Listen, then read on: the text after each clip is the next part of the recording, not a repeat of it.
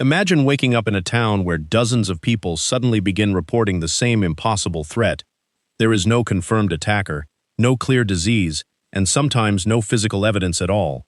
Yet the fear is real enough to close schools, fill hospitals, and send police searching through the night. History is full of moments when anxiety moved through a crowd almost like an infection. Some began with a genuine mystery. Others grew from rumors, newspaper headlines, or one person noticing something nobody had worried about before. And once the panic started, ordinary details suddenly looked like proof that something terrible was happening. These are 7 bizarre mass panics that actually happened. Number 7. The Tanganyika Laughter Epidemic. In January 1962, 3 students at a mission-run girls' school in Kashasha, Tanganyika, began laughing uncontrollably. At first, it may have sounded harmless. But this was not ordinary laughter caused by a joke. The attacks could include crying, agitation, restlessness, and a feeling that someone was being persecuted. Some episodes lasted only a few hours. Others returned repeatedly for days. Within weeks, 95 of the school's 159 students had been affected. The teachers were reportedly unaffected, but lessons became impossible and the school closed in March. Sending the students home did not end the outbreak. Cases appeared in nearby villages and other schools, often in places connected to the original students through family or travel. When the school reopened in May, another 57 pupils experienced symptoms and it closed again. Doctors searched for an infection, poisoned food, and other physical causes. They found no fever, no consistent abnormal physical signs, and no toxic substance that explained the pattern. The original medical report described it as a case of mass psychogenic illness, then commonly called mass hysteria. The term does not mean the students were pretending. Psychogenic symptoms are genuine symptoms created or intensified by stress, expectation, and social influence rather than a detectable poison or infection. Tanganyika had recently gained independence, and many students were living under intense academic and social pressure. The exact trigger remains uncertain, but the consequences were very real. Schools closed, communities were disrupted, and an outbreak that began with 3 students spread far beyond one classroom. Number 6. The Mad Gasser of Mattoon. In September 1944, residents of Mattoon, Illinois, began reporting a mysterious attacker who supposedly released gas into their homes. One of the earliest reports came from a woman who smelled a strange, sweet odor and felt her legs become temporarily paralyzed. Her husband searched outside and said he saw a shadowy man near the house. Local newspapers gave the suspected attacker a perfect name, the Mad Gasser. More reports followed almost immediately. People described sweet smells, blue vapor, nausea, weakness, coughing, and temporary paralysis. Some found damaged window screens and believed the attacker had used them to pump gas inside. Police patrols increased. Armed residents watched alleys and backyards. Every unfamiliar smell became suspicious, and every moving shadow might have been the gasser. But investigators could not find a chemical device, a reliable suspect, or a consistent gas capable of producing all the reported effects. Some incidents may have involved ordinary industrial odors in a manufacturing town. Others may have been misunderstandings, practical jokes, or unrelated medical symptoms. The newspaper coverage also created a feedback loop. Each dramatic report told the next frightened resident exactly what symptoms to expect and what kind of evidence to search for. Within roughly 2 weeks, the wave of attacks faded almost as quickly as it had begun. No Mad Gasser was ever identified. Whether one person caused any of the first incidents is still debated, but the town-wide attacker described in the headlines appears to have been created largely from fear, suggestion, and dozens of unrelated details being forced into one story. Number 5. The West Bank Fainting Epidemic. In March 1983, schoolgirls in the West Bank town of Araba began complaining of dizziness, headaches, nausea, and difficulty breathing.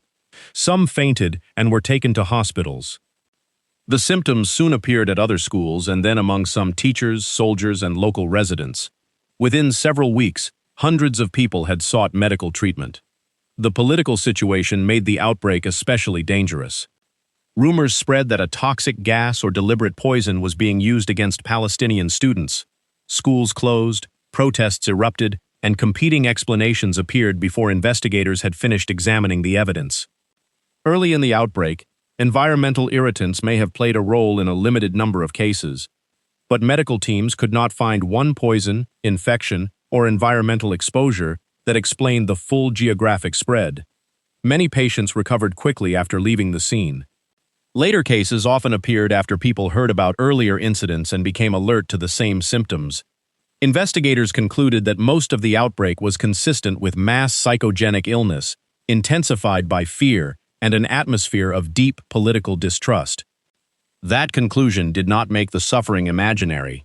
People genuinely fainted, struggled to breathe, and believed they were in danger. The case shows why these outbreaks are so difficult to control. When a community already has good reasons to distrust authorities, being told that no poison has been found can sound less like reassurance and more like a cover-up. Fear then becomes evidence, and every new patient seems to confirm the threat.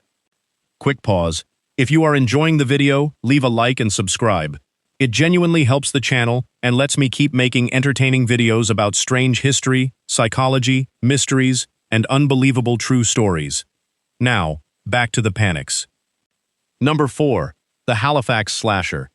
In November 1938, 2 women in Halifax, England, reported being attacked by a mysterious man carrying a blade.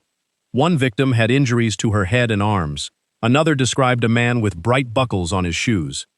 The local press quickly connected the reports and created the image of a roaming serial attacker. Soon, new victims appeared with cuts on their clothing or bodies. Descriptions of the attacker changed, but the nickname remained the same, the Halifax Slasher. Fear spread through the town. People avoided walking alone, businesses closed early, and groups of armed vigilantes searched the streets. Anyone who looked unfamiliar risked being surrounded by an angry crowd. Scotland Yard investigators were called in as the number of reports grew. But the story began to collapse when detectives questioned the supposed victims more carefully. Several admitted that their wounds were self-inflicted or that no attack had happened. Some apparently wanted attention. Others may have panicked after hearing the earlier stories and reinterpreted ordinary injuries. Police found no evidence of one attacker connecting the cases.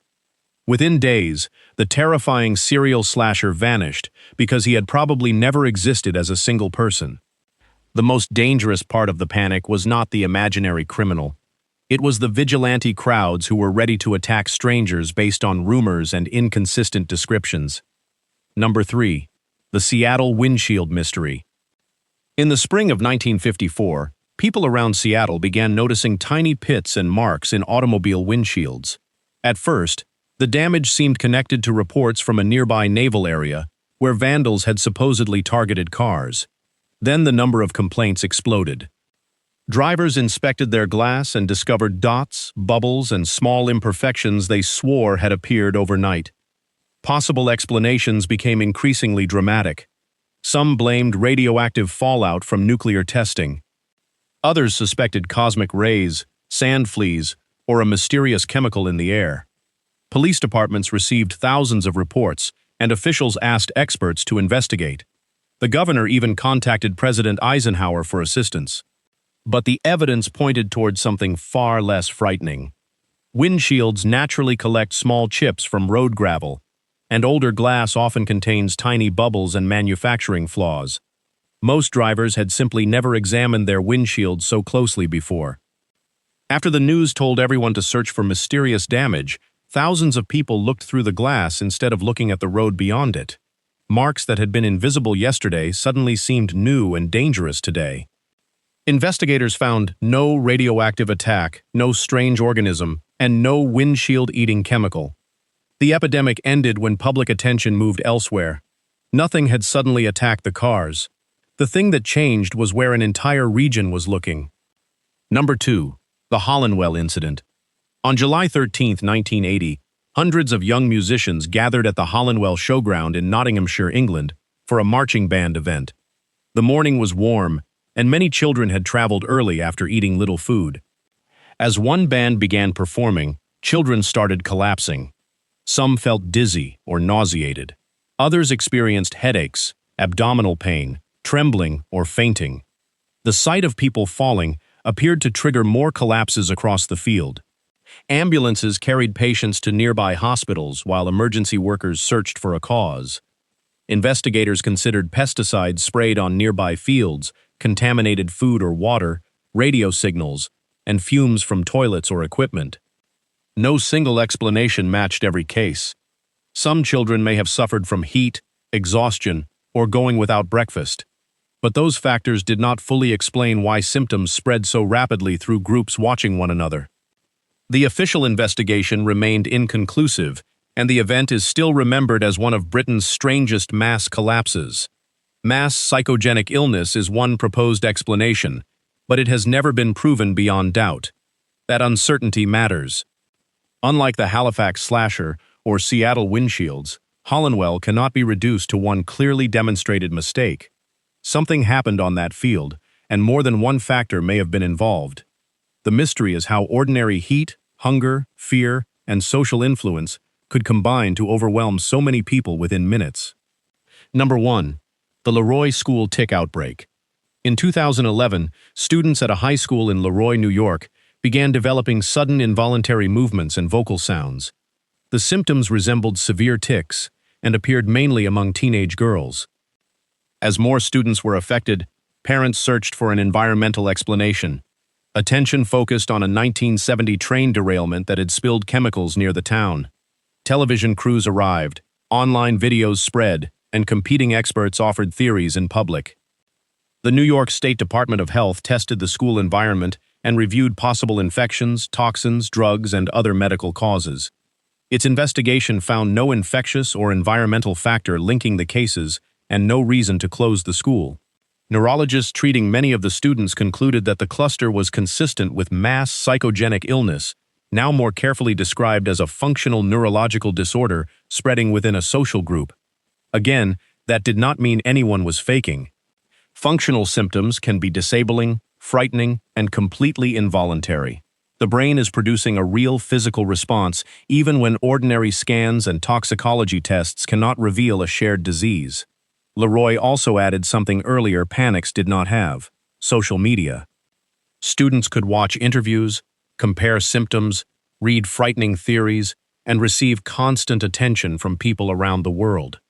Some researchers suggested that online exposure helped transmit expectation and anxiety beyond face-to-face contact. Most patients eventually improved, especially after receiving appropriate care and being removed from the cycle of publicity. But the outbreak left behind a difficult question. If fear and symptoms can spread through a school, what happens when every person carries a broadcasting network in their pocket? These 7 events were not identical. Tanganyika involved distress spreading between schools and villages. Mattoon and Halifax transformed uncertain reports into imaginary attackers.